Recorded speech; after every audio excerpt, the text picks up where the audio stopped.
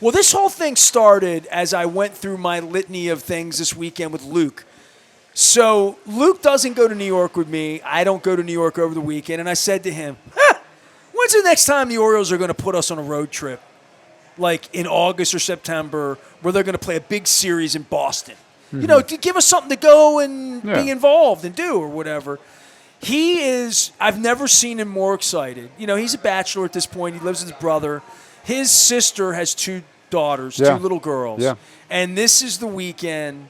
The Nelly concert's part of this. And we talk, you know, Luke doesn't talk much about this, but we did do 10 minutes on the air about this because this is what a big deal it is. He's taking his 4-year-old niece, who's the apple of his eye, to the Oriole game for the first time on Saturday against the Athletics. And she's going to say, Uncle Luke, where do the Athletics play? Can't tell you. They don't really have. They were in Kansas City, Scarlet. They were in Oakland. Now they're in Sacramento, but they're not going to be there long. They're going to be in Las Vegas because they got bought. Can you imagine your dad trying to explain that to you? By the way, I wore a gift for you today.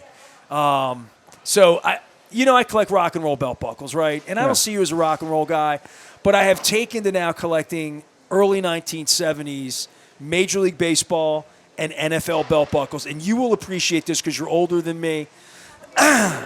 I wore the old St. Louis Cardinals football. Oh, dude, I had that. Dude, I thought you had this one. Wow, my brother. I'm going to pull this one off for you here, which I do. I usually get undressed at Planet Fitness in the locker room. Look at that. Look at this right here. So, is that like original? 1971, babe, right there. Wow. The HJ Orbit Company. So I brought this because this guy's from St. Louis, Missouri. Not to be confused with East St. Louis, Illinois, which I think is where Chevy Chase made the wrong turn. That's correct. Back there. So 1971, that's an original NFL property. This is when Rozelle got the merger. He put properties together, and they needed to start making stuff. Remember, they made all the Sears bed sheets. Oh, yeah, pajamas. Right? Pajamas, right? So this is, I collect these now. I am one New Orleans Saints one away from having all of them other than I have a Denver Broncos 78. But yeah, sweet. this is sweet. So I wore this for you. That's sweet. Figuring like, did you go see Jim Hart play in Metcalf? Oh, absolutely. Yeah. Dobler, Deerdorf, the whole deal. Yeah, they were good. Like Jim Bakken. They had. What's interesting is the Cardinal baseball. Obviously, you know they've been there 100+ years, and legacy most World Series won other than the Yankees. First Cardinals game you went to football and baseball right now. I need to know. Baseball, 6 years old, played the Astros on a Wednesday afternoon. My dad took just me, even though I have 2 New brothers. Busch Stadium? It was New Busch. New Busch, okay. New Busch Stadium. First football game, I was in high school. They played the Lions, so it was in the 80s. It was in the 80s? Yes. So we're already on to like Neil Lomax? Yeah, Neil Lomax. All right. Very good. Steve Pisarcik. O.J. Anderson, maybe? Yes. But in the 70s, because the Cardinal baseball was not good, and I've told the story before, the team that I always would run home from school to watch the playoffs in October, it was the Orioles. 69, 70, 71? Early 70s. I'm a kid. I'm like, 8, 9, 10 years old, like my kids, and I'm watching the Orioles. Now, you had Lou Brock right at that point. Lou Brock, Bob Gibson, was out Joe Torre was my guy. Right, sure, of course. All that. So that was cool. They weren't that good. But the football team, which was never good, was good then. Jim Hart, Mel Gray, you mentioned Conrad Dobler, like Deerdorf. Metcalf. Like, they were good. Like, they made the play. I don't think they ever won a playoff game, but they were in the playoffs. They had some classic games. But you talk about Baltimore losing teams. St. Louis has lost 2 NFL teams in my lifetime. The Cardinals moved to Arizona. The second move, Balzer and I are friends. I really haven't had Bernie on. I mean, Bernie and I, you and Bernie telling Baltimore and St. Louis stories, I mean, like really switch spots. Yeah. Of course, I grew up with Bernie Miklas. The St. Louis thing for me and the Bob Costas and Joe Bucks and what we went through here, one of the reasons I got my Budweiser sponsorship was Stan Charles swore that the Anheuser-Busch Corporation was the reason we didn't get the Charlotte and Jacksonville team, right? Before you got here. Right. He was putting brown paper bags over all Anheuser-Busch products because Stan was on the radio, as Coors Light sponsored, saying that the reason Baltimore got screwed was the beer, and then St. Louis didn't get the team either. Right. Then Jacksonville got the team. I wound up getting a Budweiser sponsorship out of that because Bud was sort of slighted in Baltimore at that time, other than the Orioles and all of that. But the St. Louis story, Balzer was talking to me about it as it was happening with the Rams. It's inconceivable that Stan Kroenke was a Missourian who took that team out of there. Yeah. It's the dirtiest of modern deals, whether people realize it or not. The St. Louis, the theft of that franchise is unbelievable. For having won a Super Bowl and supporting the Rams the way they did, I don't say it's heartbreaking because they don't seem like they care when I'm in the St. Louis airport, which is, by the way, been totally remodeled. Yeah. They embrace the Kansas blues. City, by the way. Well, they embrace the blues, and they embrace, the baseball Cardinals, but, this is such an afterthought that I don't know that anybody ever thinks that the Cardinals even played in St. Louis, right? It's you're going back quite a ways. They left for Arizona in '87. Then they got the Rams in '98. No, it was before then. It was 95. It was before we got turned down. It was 95. 94, 95, 96. All that happened. That's right. Bettis and the Georgia Rams. Frontiere, right. Yeah. But no, that was, and Kroenke, you're right. He had, because he's part of the whole Walmart family. Sure. And they actually had, I went to the University of Missouri. They named the arena there, had his name on it, had the family name on it. And they took that off because his daughter did something. I don't know what that was, but yeah, it's. But he plotted that Hollywood Park. He plotted that land. He won the vote when Spanos and Davis were getting that Carson project done. They didn't need to move the Rams to California, and now it's like their mothership. They're going to have another Super Bowl that's there. right. And I don't know that the Rams should have ever have left L.A. in that, when I have Lee Steinberg on, he would tell you that we tried to save him with the Rose Bowl and, all of that stuff and bring him back to L.A. from Anaheim and all that. This speaks to you playing – by the way, Mark Viviano is here. We're playing a fitness testimonium. This speaks to you playing games with your children and saying – none of this matters because I'm from St. Louis and watched the NFL screw them twice. I came here. I broke the story about the – and then in the end, Bisciotti runs this thing you and I were talking before we went on the air. You were like, it feels like the Orioles aren't really being run any better or worse than they were before. It's just different. Yeah. And I'm like, it's just Mr. Big with a pocket full of money. Yeah, but that's sports though today, and right? That can be our observation and our job to talk about, but I still want that and know that people just want to be entertained. They want a good team. They want a good time. I get that, and I'm perfectly I don't have any hard feelings about anything or anyone. It's just not that important to me anymore. For instance, $250 night on Friday to take your two kids, 8 and 10, who love baseball, play baseball, to go. What I'm doing with Luke. I'm buying Luke 4 tickets for the game for his family. Am I going to get him the $40 ticket? There aren't no $12 tickets Saturday, right? Nellie's in town. Yeah. It's getting hot. St. Louis guy, St. Louis right? Guy, yeah. Nellie, right? Yep. So he's playing. So it's going to be $160 minimum for Luke and his 3 family members to go to the game. He's already in on the cotton candy. He's already told me. Dippin' Dots. Oh, whatever she wants. I mean, Dippin' they're going to do Dots, for her, for right? sure, It's her first game. I do that with my kids. So it's a $300 afternoon for Luke if he gets a beer, if they get if they do it, right? Yeah. Dude, it's $300 on your kids. There's a lot you could do with your kids on Saturday. That's true, but it is an experience, and if and when they want to go. And we haven't gone a lot. We've gone a few times. They bring a couple buddies, baseball players. They love it. They watch it. They get all the concessions. Yeah, it's expensive, but it wasn't when your dad took you to a Cardinals game to see. No, it was different. To see Lou Brock in 1972. It wasn't right? like that. You're right. Everything changes in that regard. Well, they're asking for premium money. As I sit here and Planet Fitness, where people come in, premium money, premium price. People want whatever the value is. Yeah. And I think there really is, and this is what I felt being at the stadium last week and 2 weeks ago, what I felt when I was going to get on a bus and go to New York to see my baseball team play in Yankee Stadium is $12, good value to get in the ballpark. $40, I'll do it for Luke and his niece. But my wife and I wouldn't go down Saturday for $40. We would say $80. We'll go over to Costas and get a sandwich and watch the game on TV and get an Orange Crush. You know what I mean? And if your kids don't love it, and this is where Luke comes in, and for your kids, maybe you don't want your kids to love it. Luke wants so bad for his niece to love it. You know what I mean? I want my kids I want it to come naturally for them. If they do, they will. But I think that's the fight that all of these organizations are now up against. You said it. It does cost a good amount to get yourself into that seat. And once you're there, if you want something to eat or drink, it's going to cost you a good amount. And Dick Cass used to say it when he was president of the Ravens. We got to get people back in there because it's too easy to stay home and watch it. It's just so easy when you've got. I love baseball on TV. When you've got Jim the big Palmer. TV, you've got your own bathroom. Let Kevin Brown do the work, baby. Yeah. Let Ben McDonald go do the work. Teach me about it. It's nice to sit and no parking. Do you watch? Be honest, Mark Viviano. You're not beholden.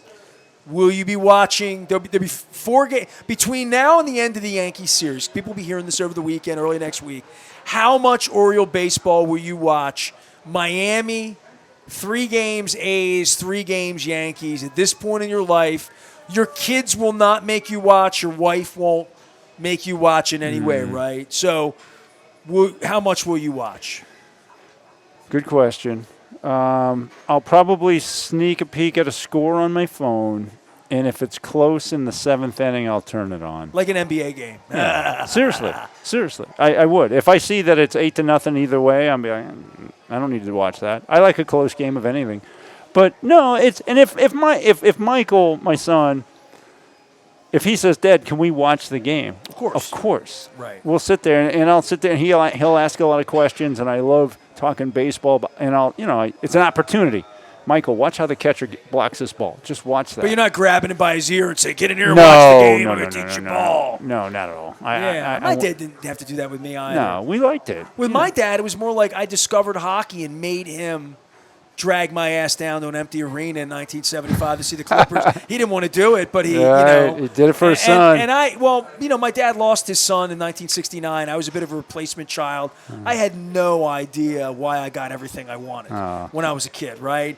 Felt good, though, didn't it? But my dad, my pop, going to Oriole games was any night I really wanted to go, I could pour on the weepy eyes or whatever, and he'd be like, all right. And I never knew what his energy level was. You know what I mean? Probably worked all day. At the point, man, in the heat, right, in the summer. But he would come home, and my mom would have dinner on the table 4 o'clock. He's like, you want to go to the game tonight?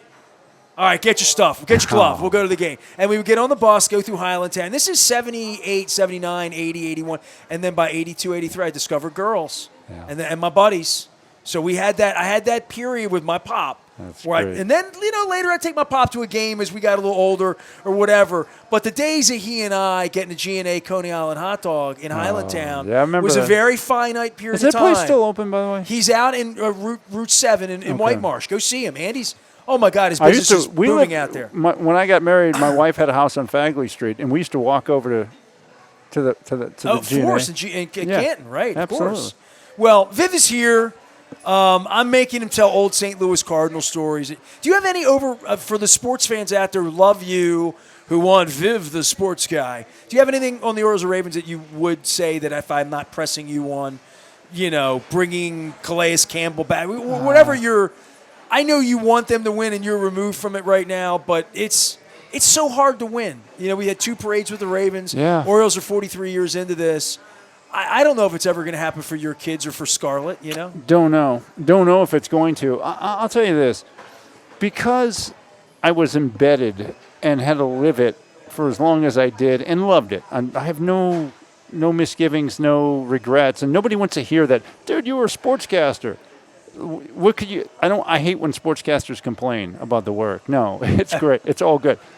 So the only sports media I was still doing after retirement was Tom Davis's Touchdown Baltimore. I've seen you on that from time to time. At Pete's or at Wise, right? Sure. Right. But I finally had to tell Tom, I can't do it anymore. I don't want to have to stay in touch I don't want to have to read, the articles to be informed enough to sit here to feel confident enough to have an opinion. It's just, I just don't want to. I'm not a fraud. I'm not going to do that. Brian Billick went through that, where the period when he went from being a broadcaster to my grandkids are here now. Yeah. I mean, right at the time he stopped hearing from me every 2 weeks, right? And there's seasons in life. I mean, Joe Ehrman had that book many years ago. And, I'm 57, and I'm in a different season with Baltimore Positive, and seeing Sandusky and Marty and all of you, all of my friends, Cunningham, all of you move to a different place. I just want all of you to have this awesome. Oh, yeah. If you want to golf, freaking golf. If you want to raise your kids, raise your kids. That's it. In my case, it'd be traveling, seeing Machu Picchu, which I did. That's what I like to do. If my kid creates grandkids, I'm going to have to call a lot of you and Uncle Luke and figure it out, But I don't have that pulling me. But it overjoys me to see people find this next plateau and this thing that isn't breaking the story or the competition of what we felt in media forever, that there can be this is just fun to take my kid to a ball game. Or if your kid's into something else, you get into that something else, Absolutely. right? Well, what you're doing now, and you said it earlier, you love doing this. You love the people. You love the connections. You love meeting people out. You do your shows out. People, the guy that came. I love that you listen to it, man. Yeah. You know what I mean? Your perspective is like none other. And that's, I do like that.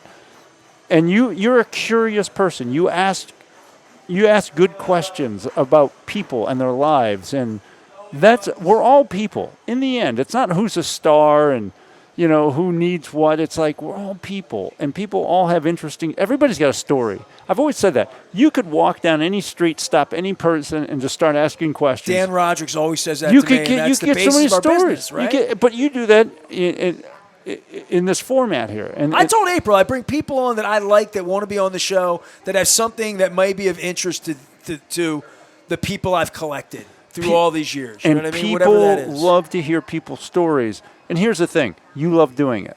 So I wouldn't tell you that you should stop doing it if it's something you love. Another name that came up earlier that I think about is Dr. Lebo.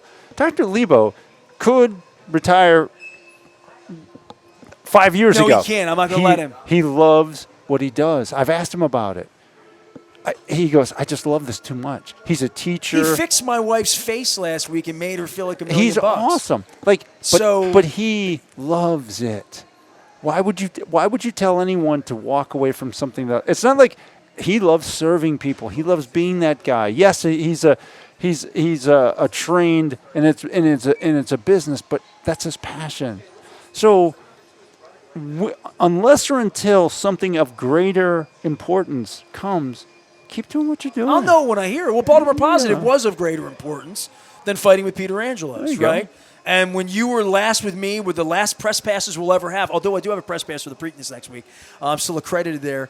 When we were up at the top of Arlington and you said, F those people about the Orioles, Luke tells me all the time, he's like, dude, if they gave you a press pass, you would come in and you would be wildly offended by how you thought. The thing that offended me the most about Chad Steele, and I would say this to him, and I said it, is how he spoke to us. All right, you guys, let's go. And I'm like, they don't speak to me like that at Planet Fitness. They don't speak to me like that at Costas. They don't speak to me like that when I'm out on the street. It's sort of like this, you're just lucky to be here and breathe the air. So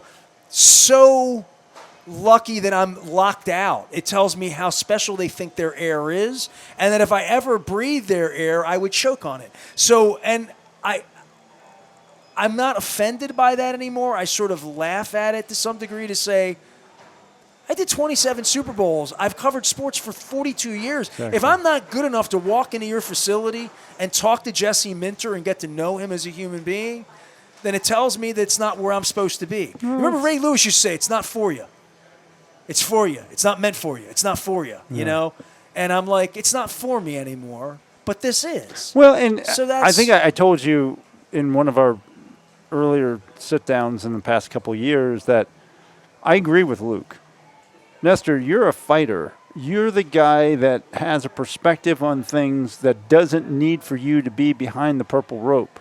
You're the guy who can stand out and just be the Dundalk guy with the fight in you. I know you want... See, this is the media thing where when you say something on Sunday, you're there on Monday to show your face. Mm-hmm. That's an old school media thing. I agree. You and I would never have any respect for Jim Rome, who would go and scream, but was never in the locker room, right? Yeah. You and I would say that, like, Preston's going to poop on the Ravens. He better show up and practice. Right. That was part. So I'm not that guy. You're not that guy. And but that's the part of the media thing. I get that I'm that. not a screamer on the radio that is a bartender that's not present and not accountable for the things I have said. But you're right, and I appreciate that ethic. But here's the other thing. I was taught. Here's the other thing. Most guys are the guy you described who don't show up. All those guys on ESPN. I'm not a freaking blogger, dude. All the screamers. I'm not a podcast screamer. All the screamers, a lot of the guys that do national radio, they're never in the locker room. I know that because I was one of them for a while at Sporting News, right? So there is a point that you get a badge, no better than the internet badge in the basement. Yeah. Being a basement blogger, to be screaming, fire the coach, or I'm mad at Sashi Brown, or Katie, how you selling your tickets, or whatever. There is a point of professionalism that I've seen how they've treated you and Jerry and Luke and Jerry Coleman and whomever, that all I've ever asked for was that. If I'm not going to be afforded that, I'm not going to be silent about it, but I'm also... I know where I am, and I'm where I'm supposed to be. You're where you're supposed to be. That's how I feel about it. And you're where you're supposed to be. That's at all we can 4:30 ask. this afternoon. That's all we can If your ask. heart was into being into the Orioles right now, you would be in front of the TV at 6 o'clock every night watching Rob and Melanie the way I am. No. Because I do love talking baseball. I mean, I even said something to Luke this morning. I said to Luke, I ganged up on him today because I've been trying to be better on the radio because some of you need me to do that to listen. And last night I was watching the game, and I'm thinking, this is a good question for Luke. Would you trade Kyle Stowers and Connor Norby for Trevor Rogers all over again? I thought that's a good sports radio bent.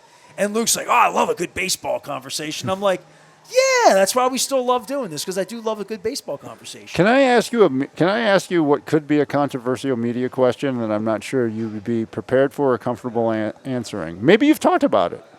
You know, at any point, we can do the show where you get to ask me questions. I'd love that. I want to ask Put me in the fryer. Go ahead, want to ask you just this one.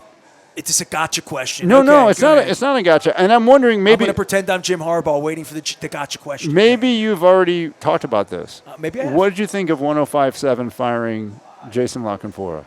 Wow, I have talked about this a little bit, but not with you, which means more to me that you would ask me that. Did you see my April Fool's joke about LaCanfora? No.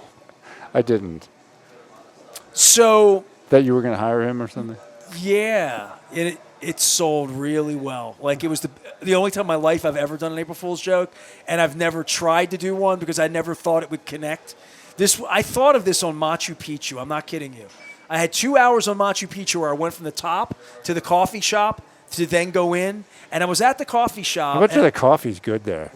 Oh, man, ain't no coffee like Colombia. And the mountains of the Andes? That's what I'm saying. Oh, my God, if you can't get a cappuccino there, best cup of coffee in your life in Bogota. I hope so. Take your life in your own hands going there, but nonetheless, I did this. So I thought, like, of this LaCanfora thing, and I haven't written the follow-up, but I've talked about it. The reason this is so important is because they've thrown me and LaCanfora out. We're the last two. Throw Preston in there. Pete Gilbert, you could say, but not really trained by the people I was trained by in the 80s in the newspaper industry. We're the last ones that were trained by Jack Gibbons and John Stedman and Bernie Miklas's training and Ken Rosenthal's training to be the one at the press conference that says, F you, you're not throwing me out. I'm going to ask you about Justin Tucker. I'm going to ask you about Max Crosby. I'm going to ask you the question that you don't want asked, that Chad's going to call me later and try to intimidate me, because that's the modern way. Kevin Byrne never no one has ever called me and tried to intimidate me about a question in a press box until about 10 years ago. This is a modern thing where you get chastised for the questions you ask.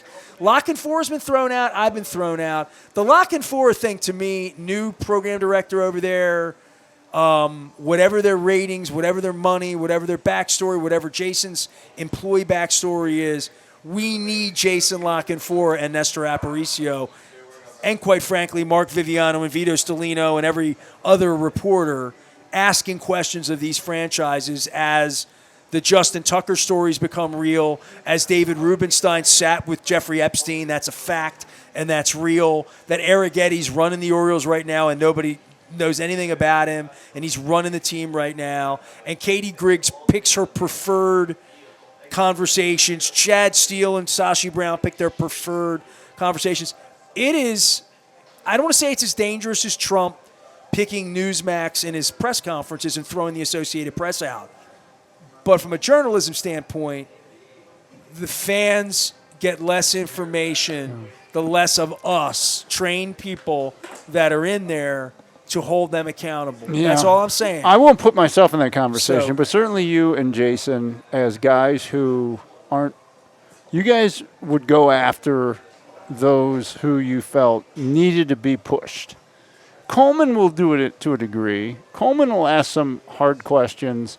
But Jason, what he brought to the radio on a daily basis, which I will say there were times I was like, dude, that's a little too personal.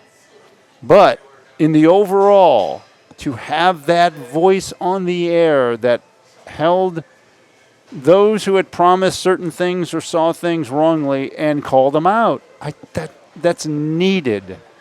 And it struck me that this is a last place baseball team that has had new ownership where the owner has made a bobblehead of himself. Since the last time I saw you, they finished in last place. They've lost 500,000 fans. Right. The stadium's empty again. Nelly, they're making Tupac bobbleheads now. Like, I don't want to say they're wayward, but they're not found. If they're not lost, they're certainly not found. Yeah. And part of that is having people hold them to a higher standard than they would hold themselves. Right, and I think that is you kind of mentioned it. I think it is a loss for sports fans in the city that questioner, that criticism isn't present. And again, it might never be present again. I know, and again, I will say, because I have shared this. They took $1.2 billion of public money. Yeah. Right. I'm just saying, like, this isn't. We're a private business that Steve says we're private. They've ripped 2 press boxes out in the last 5 years and moved things around to make more money, to serve more Lamar Jacksons and Adley Rutschmans and Gunnar Hendersons. Yeah. That's great, but it's still going to come down to your boys wanting to go to the game and Scarlett wanting to go to the game and you and Uncle Luke picking up the tab. Somebody's going to have to pay for it, Mark. I mean, that's where I was on it. And with that comes when you're making $1 million a year running a baseball team or a football team, you're not fair game for unfair criticism. You're fair game to be invited to Faley's and sit next to me for an hour a year and tell me what you're trying to build for the world. That's what I'm saying. And trust me, I want for the people of this city and for those organizations, I want them to do well. I want people to be happy. But we have to have criticism. We have to accept the fact that not everything's perfect, that there are difficulties that we have to be responsive to. I would say this. You asked me about Lock and Four getting fired. I have no doubt in the world that Greg Bader, Jennifer Grandal, Katie Griggs, Mark Fine, Chad Steele, Sashi Brown, or some representatives of Rubenstein, Arrighetti, and Bisciotti, whether they know about it or not, whether they even know who Jason Lock and Four is, have called 105.7's management to get Lock and Four to either shut up or be silent. I guarantee you that has happened. And it clearly has. It clearly has. Jack Gibbon would tell you that Angelos would call down to him to fire Eisenberg and Rosenthal 30 years ago, and Mike Litwin. But you didn't do it. You didn't do it. You stayed with what you knew was the job that had to be done. And But that's not the way the world works anymore, Viv. It's different. It's That's why you're raising two beautiful kids in this Vernal Park Little League. it's just different. And that came up because I hadn't heard what you had said about it, but it still bothers me that it happened. It just does. It bothers the hell out of me. It bothers me that worked that way, because it was clear that there were conversations had with the hierarchies of the organizations, and shortly thereafter he was let go. Now, I'm not saying there weren't times he didn't step over the line, but doggone it, take care of that in-house. Say, Jason, come on, back it off a little bit. Let's not make it personal. Now go ahead and do what you do.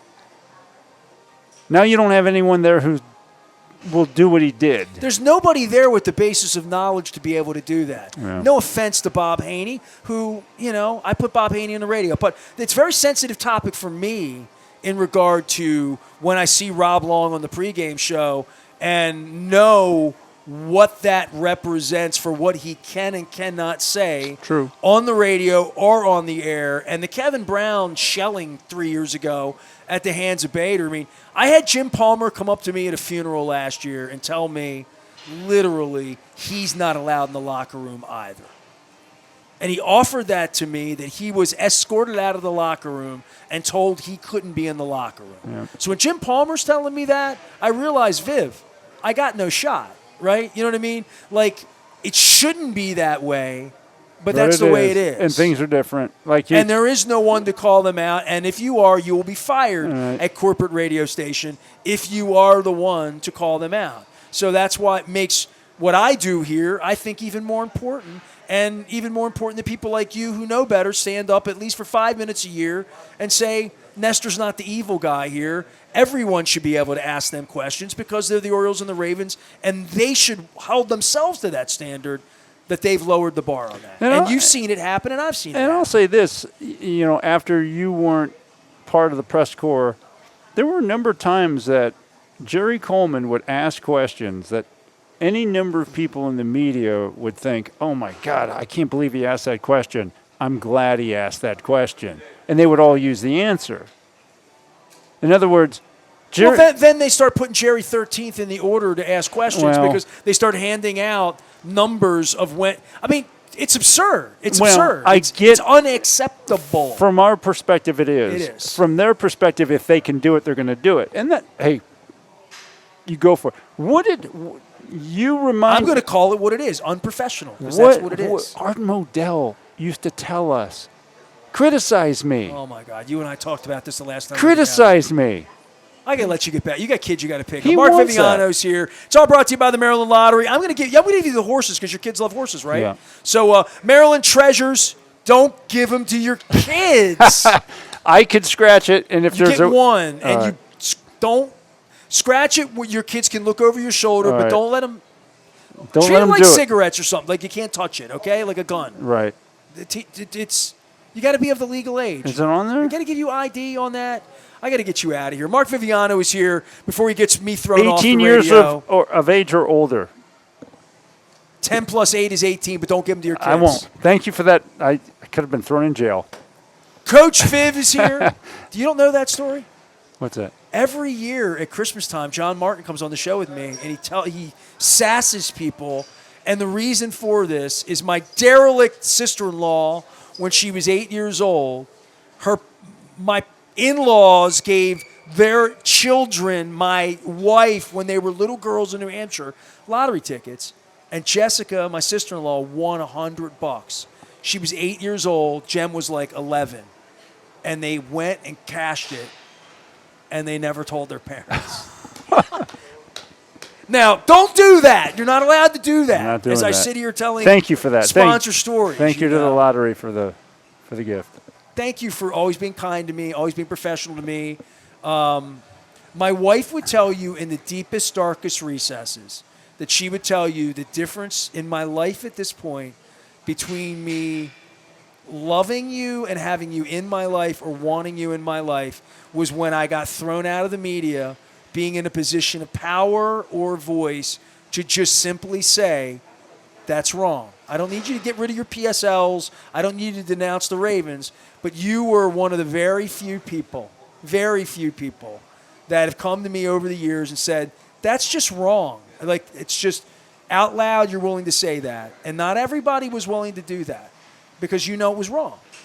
Having me blackballed was wrong. It's just not, it wasn't right. And I'm very, very grateful of your friendship platform to at least say, we shouldn't be throwing anybody, not even Jerry Coleman, out of press boxes. We just shouldn't. We shouldn't. Let's get along here. Times change. Things change. I get it. Keep up the good fight. Nothing helps my life and my mojo and the mojo of this city more than when the sports teams win. Yep. You know that. Yep. So we're rooting for that. I love Viv. He's got to get down to Little League. Yep. Got Little League. It's that time. How many times a week you do Little League? It's like 2 practices and sometimes 2 games. Well, I hope you get good weather, all right? Yeah. We got as you and I speak, we have practice tonight. I love the Bad News Bears. They're still one of my favorite. I love throwing batting practice. I could throw 500 pitches in batting practice. I had Bonnie Bernstein on this week. She's doing a new show on ABC, and she's bringing on all women who are now business leaders, C-level women. And some of them have no association to sport or sports or have played sports, like she was a gymnast famously. But all of these women, what they have in common is they played sports as girls. And they're coming on her show to talk about the impact of that. And it got me all teary-eyed about playing Little League Baseball with John Rollo. And 50 years later, right, we were on a team. We were on 2 teams together. We played football and baseball together. We were on teams together. And there's something about that bond that never changes. That when you play on a Little League team, Coach Mark will forever be a part of their life the way John Rollo's dad was a part of my life, the way my dad was a part of his life, because my dad and his dad coached together. Well, as a coach, I try to keep it positive.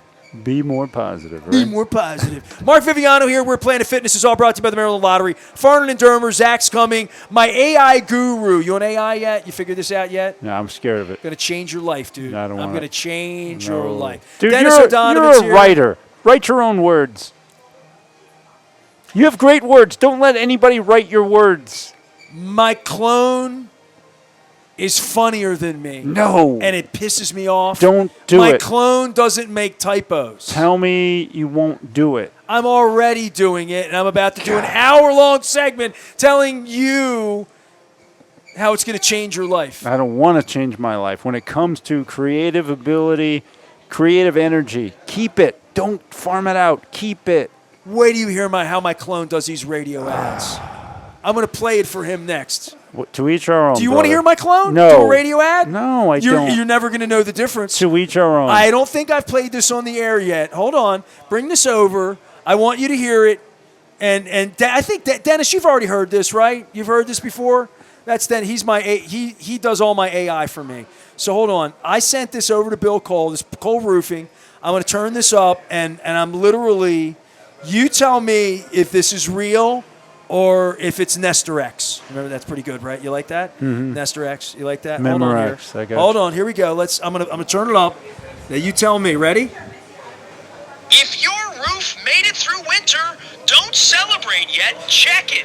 Cole Roofing has been doing that for Baltimore for over 100 years. A smart move now will always save you later. Cole Roofing, don't wait for a problem. And make sure you subscribe to the WNST Tech Service, brought to you by Cole Roofing and Gordian Energy. What do you think, Viv? You've heard a lot of ads on WNST. I don't want to be in a position where I have to guess. I just want to know it's you. I want to. Dennis laughing at you over here. I don't want to be that guy. Hey, that ain't the real Nestor, dude. Is that fake nasty Nestor? Our spirit, our mind, Dude, clone yourself right now. Nope. 13 wants you back tonight. Nope. We'll pop the script in, and Mark will sit there and read the scores, and you could be down doing Little League, and they'd still be paying you that big nut they were paying you over there. I'm glad Dennis is making a living at this. I'm glad that you're making use of this. I'm going to make more money to buy more St. Louis Cardinals belt buckles. At some point, we're all going to regret it.